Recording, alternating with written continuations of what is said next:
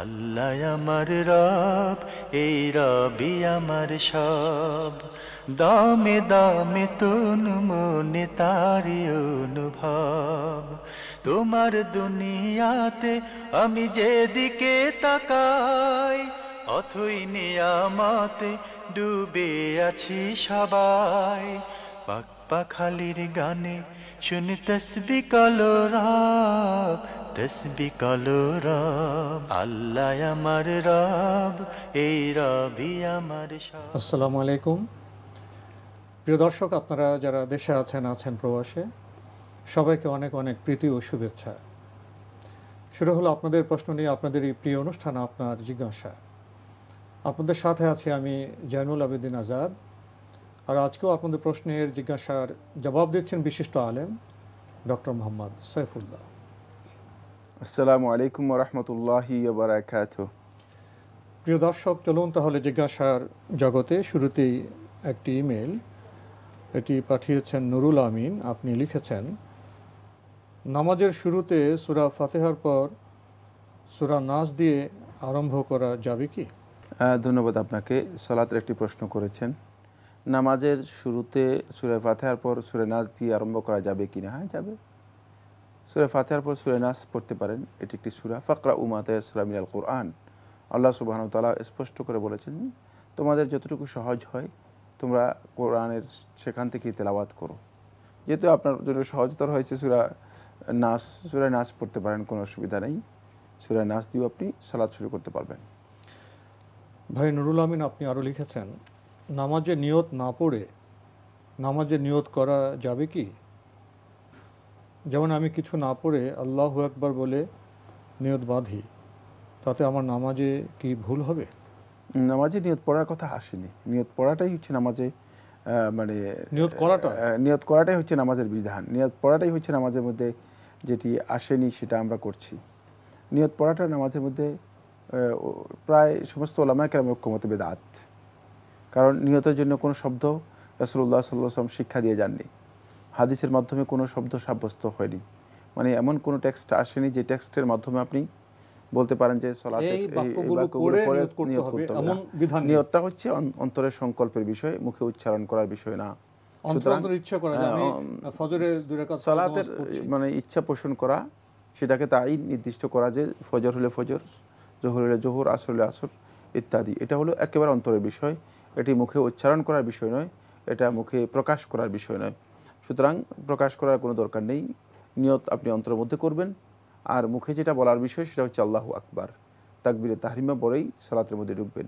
এই জন্য আল্লাহ নবী সাল্লাল্লাহু আলাইহি ওয়াসাল্লাম সুনান তিরমিজি সহিহ হাদিসের মধ্যে ইরশাদ করেছেন যে তাহরিম ওয়াত তাকবীর, এর তাহরিম হচ্ছে মানে এর মাধ্যমে সালাতের মধ্যে প্রবেশ করার পদ্ধতি হচ্ছে একটাই, তাকবীরের মাধ্যমে। একথা বলে না যে এই দোয়া পড়ে তারপরে সালাতের মধ্যে আসবে, না, বরং তাহরিম ওয়াত তাকবীর, তাকবীরের মাধ্যমেই ঢুকতে হবে। আল্লাহু আকবার বলে ঢুকাটাই হচ্ছে সালাতের মূল কাজ। এই জন্য এর নামই হয়েছে তাকবীরাতুল ইহরাম অথবা তাকবীরাতুত তাহরিম, মানে যার মাধ্যমে সালাতের মধ্যে মানুষ প্রবেশ করবে, এই তাকবীর, এটা হচ্ছে আল্লাহু আকবার। দর্শক, এবার আমাদের হাতে একটি ইমেল, এটি পাঠিয়েছেন সৈয়দা আহমেদ। লিখেছেন, what is the day and time of telecasting this Islamic program? Please mail me so that ইনশাল্লাহ I can get the answer of my query. I really need to get the answer soon. আপনি জানতে চেয়েছেন আমাদের এই আপনার জিজ্ঞাসা অনুষ্ঠানের দিন এবং সময় কখন। আপনার অবগতির জন্য আমরা জানাতে পারি, সপ্তাহের রবি, সোম, মঙ্গল, বুধ এই 4 দিন বিকেল 5:30টায় আপনার জিজ্ঞাসা সম্প্রচার হয়ে থাকে।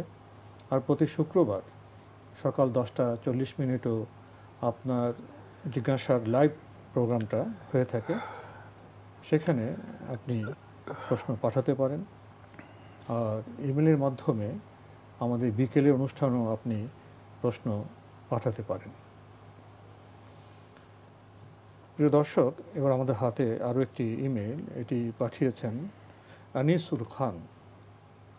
আপনি লিখেছেন, I am using a bank credit card which giving me cashback 1 or 2 or 3% cashback from my whole purchase every month. If I spend $10,000, I will get back $10 or $15. Even I am not paying any interest to them. I am paying whole amount every month before due date. My question is, the cashback I am receiving, is it halal or not?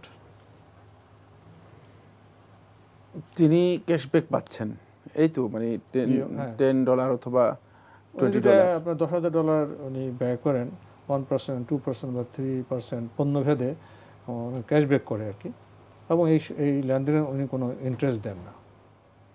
কিন্তু ক্যাশব্যাকটা কি তিনি company থেকে করছেন না bank থেকে করছেন? উনি যে খরচটা করেন, যদি আপনার $10,000 উনি খরচ করেন, if I spend $10,000, I will get back $10 or $15. এটি আপনার জন্য হারাম নয়, জায়েজ হতে পারে। যদি আপনাকে মানে শুধুমাত্র মানে এই খরচের কারণে আপনাকে অতিরিক্ত ক্যাশব্যাক করা হয় থাকে, একটা পার্সেন্টেজ দেওয়া হয় থাকে, তাহলে এটি আপনার জন্য হারাম হবে না, যেহেতু মানে এখানে আপনি কোনো সুদি লেনদেন করছেন না, ইনসেন্টিভ বা একটা প্রণোদনা দেওয়ার জন্য। প্রিয় দর্শক, এবার আমাদের হাতে আরও একটি ইমেইল, এটি পাঠিয়েছেন ফরিদ আহমেদ। আপনি লিখেছেন, আমার ভালো নাম ফরিদ আহমেদ খান এবং ডাকনাম মানিক। আমার এই ডাকনাম নিয়ে অনেক মানুষ মজা করে। আমি জানতে চাই, একজন মুসলমান যদি অন্য কোনো মুসলমানের নাম নিয়ে মজা বা বিদ্রূপ করে, ইসলামে এটা কোন ধরনের পাপ, দয়া করে জানাবেন। নাম নিয়ে মজা করে বলতে কি বোঝাচ্ছেন? বলতে ঠাট্টা বিদ্রূপ যদি করে থাকে তাহলে এটি হারাম, কোনো সন্দেহ নেই, এটা বড় ধরনের গুনার কাজ।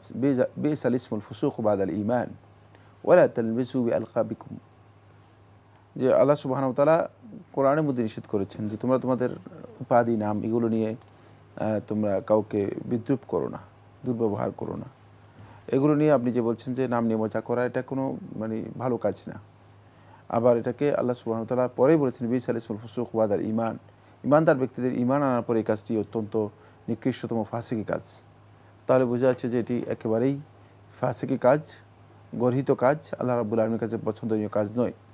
তাই লকব, নাম ইত্যাদি নিয়ে ঠাট্টা বিদ্রূপ করা জায়েজ নেই, এটি হারাম। এতে যদি কোনো মানুষ আহত হয়, মানুষকে আহত করার কাজটা তো এটা স্পষ্ট বোঝাই যায়, তো ইসলামের অনুমোদন হতেই পারে না। আমরা আরেকটি ইমেল পড়ছি, প্রিয় দর্শক, এটি পাঠিয়েছেন ঝিনাইদহ থেকে মোহাম্মদ জাহিদ। আপনি লিখেছেন, অজু অবস্থায় মুরগির ঘরে বা মুরগির শরীরে হাত দিলে কি অজু ভেঙে যাবে? কারণ মুরগি তো বাইরে চড়ে বেড়ায়, অনুগ্রহ করে জানাবেন। না, মুরগি যদি বাইরে চড়ে বেড়ায়ও মুরগির গায়ে হাত দিলে অথবা মুরগির ঘরে হাত দিলে আপনার অজু নষ্ট হবে না।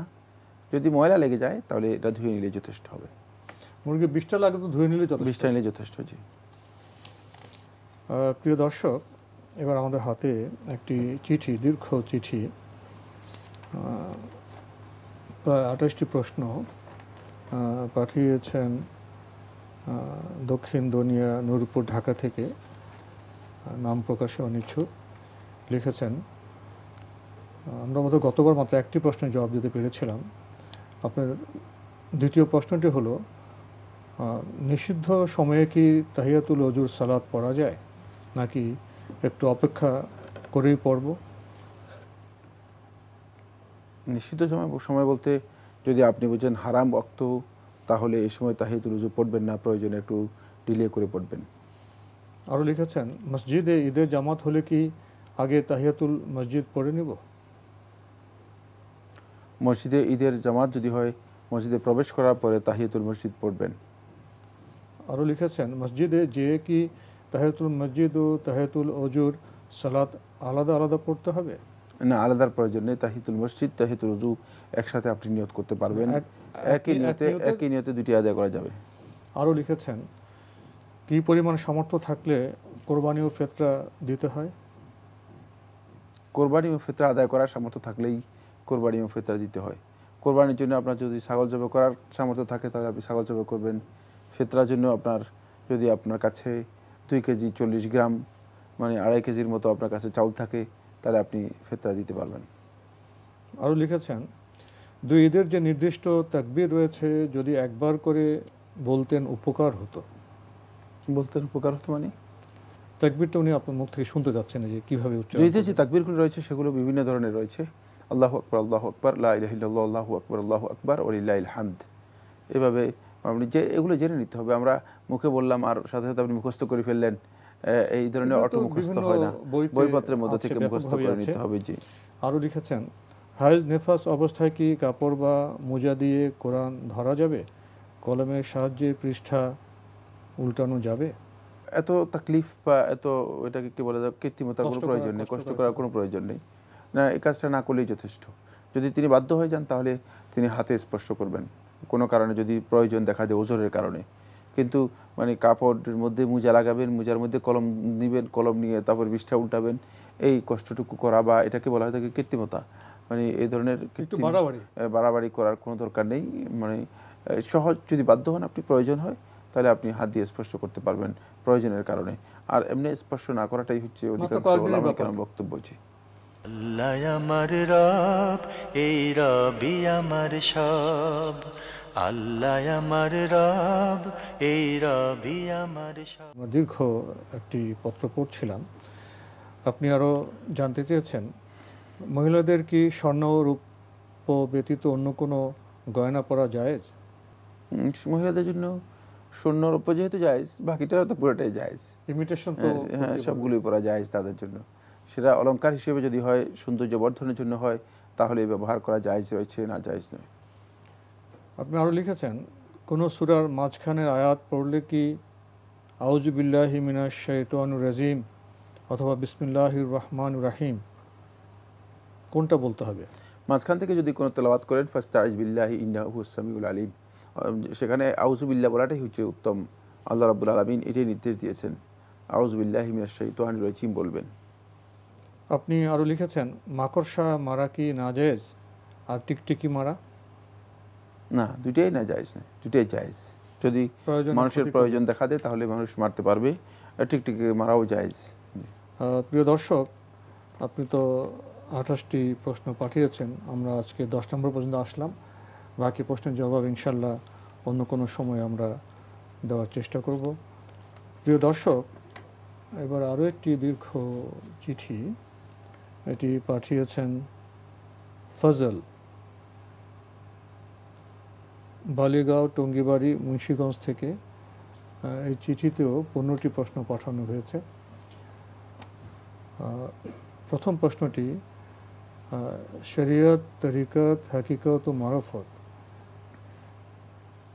এই চারটি যে বুঝে সে হলো অলিয়া উলিয়া। অলিয়া উলিয়ারা পুণ্যবান মানুষ, পুণ্যবান মানুষের সন্ধান চাই। আপনার কাছে পুণ্যবান মানুষের সন্ধান চেয়েছেন। এটাকে প্রশ্ন করেছেন না মিছিল দিয়েছেন কোনটা? একটি ভূমিকা আজকাল তো বিভিন্ন জায়গায় বিভিন্ন মিছিল হয় যে এটার সন্ধান চাই, ওটার সন্ধান চাই। এটা কি মিছিল স্লোগান দিলেন নাকি প্রশ্ন করলেন আমি বুঝিনি ভালো।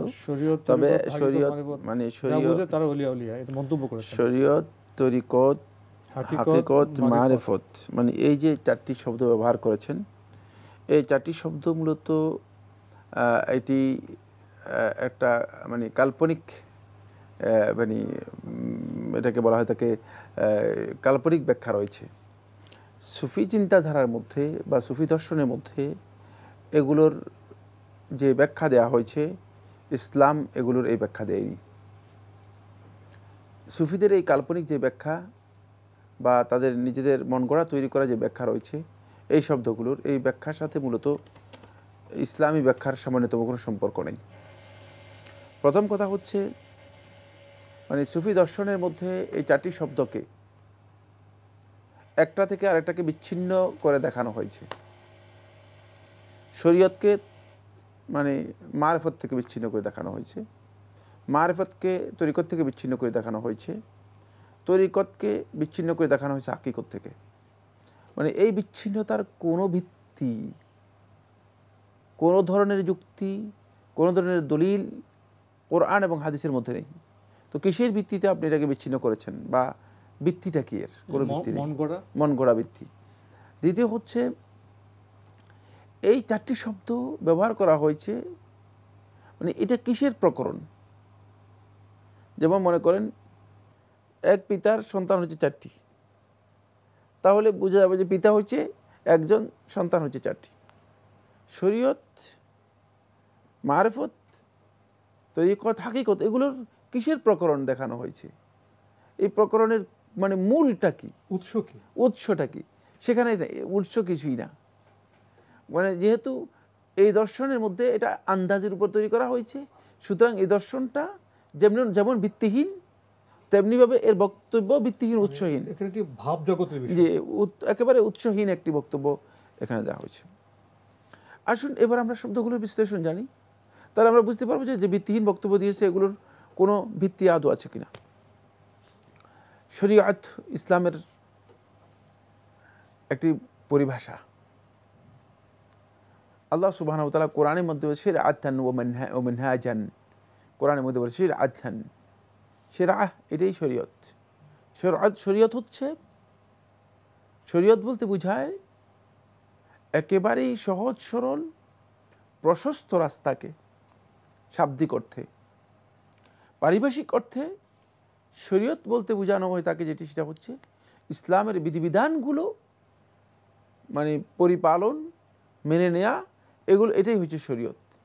ইসলামের যে বিধানগুলো আছে সেগুলো, এটি শরীয়ত শব্দটি ব্যাপকভাবে মানে ইসলামকে পরিপূর্ণ, ইসলামের বিধানগুলোকে অন্তর্ভুক্ত করার জন্য ব্যবহার করা হয়েছে। দিন, শরীয়ত, ইসলাম মূলত কনসেপ্টের দিক থেকে একই অর্থ বহন করে থাকে, একই অর্থ, কোনো পার্থক্যের মধ্যে নেই। আর মারিফত শব্দের শাব্দিক অর্থ হচ্ছে জানা, এটা ইলম এর মানে পাশাপাশি শব্দ। জ্ঞান এবং জানা, মারিফত কোনো বিষয় সম্পর্কে জানা।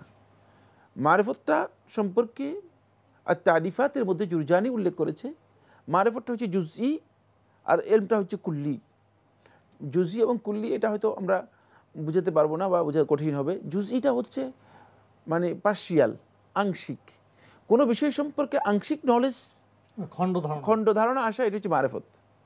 আর কুল্লিটা হচ্ছে পার্শিয়াল নয়, মানে কম্প্রিহেন্সিভ, পরিপূর্ণ কোনো বিষয় সম্পর্কে জ্ঞান নেয়া, মানে তার জ্ঞানটা মোটামুটি আইডিয়া, পরিপূর্ণভাবে সামগ্রিক আইডিয়া নেয়া, সামগ্রিক নলেজ নেয়া, এটা হচ্ছে মূলত ইলম, অখণ্ড জ্ঞান, ইলম।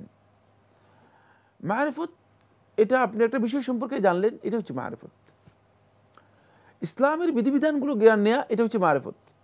আর ওই বিধিবিধানগুলোকে নিজের জীবনে বাস্তবায়ন করা, এটা হচ্ছে শরীয়ত।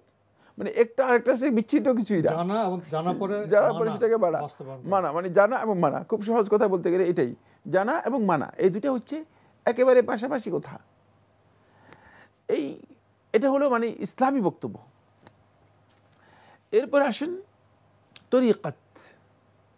তরিকাতুন শব্দের শাব্দিক অর্থ হচ্ছে পদ্ধতি, সিস্টেম, পথ, মানে তরিকাতুন মেথোডোলজি, পথ। ইসলাম কোন পথে যাব? ইসলাম মূলত মানে শরীয়তের এই বিধিবিধানগুলো পালন করার জন্য যে পথ দেখিয়েছে, এই পথটার নাম হচ্ছে তরিকত, আর কিছু না। মানে শরীয়তটা মানার জন্য যে পথ এবং পদ্ধতি, সেটার নাম হচ্ছে তরিকত। এবং এই তরিকতটা নবী সাল্লাল্লাহু আলাইহি ওয়াসাল্লামের দেখানো সুন্নাহ, একই অর্থে ইসলামী পরিভাষায়। আর হাকিকতটা হচ্ছে, যেটা ছিল হাকিকত শব্দের শাব্দিক অর্থ হচ্ছে বাস্তবতা। মূলত কোন একটা জিনিসের বাস্তব অবস্থানটাই হচ্ছে হাকিকত বোঝায়।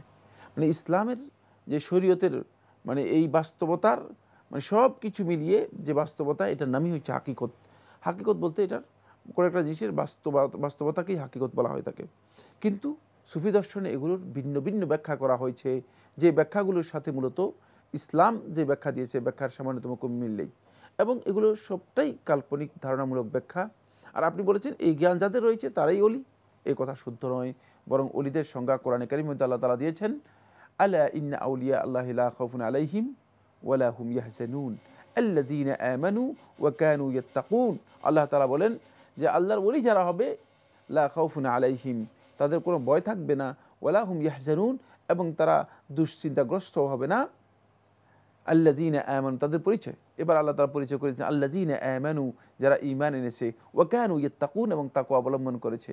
ঈমান এবং তাকওয়ার এই দুই ভিত্তি যাদের রয়েছে, এই দুই ভিত্তির উপর যারা প্রতিষ্ঠিত রয়েছে, তারাই হচ্ছে আল্লাহর ওলি, যাদেরকে আল্লাহ রাব্বুল আলামিন ওলি হিসেবে গ্রহণ করবেন।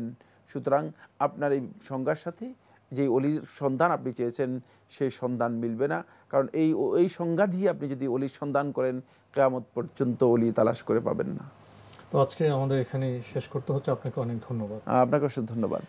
চিঠি লিখুন, প্রশ্ন পাঠান আমাদের ঠিকানায়। পরিচালক আপনার জিজ্ঞাসা, এনটিভি, বিএসসিসি ভবন, ৭ম তলা, ১০২ কাজী নজরুল ইসলাম এভিনিউ, কারওয়ান বাজার, ঢাকা ১২১৫।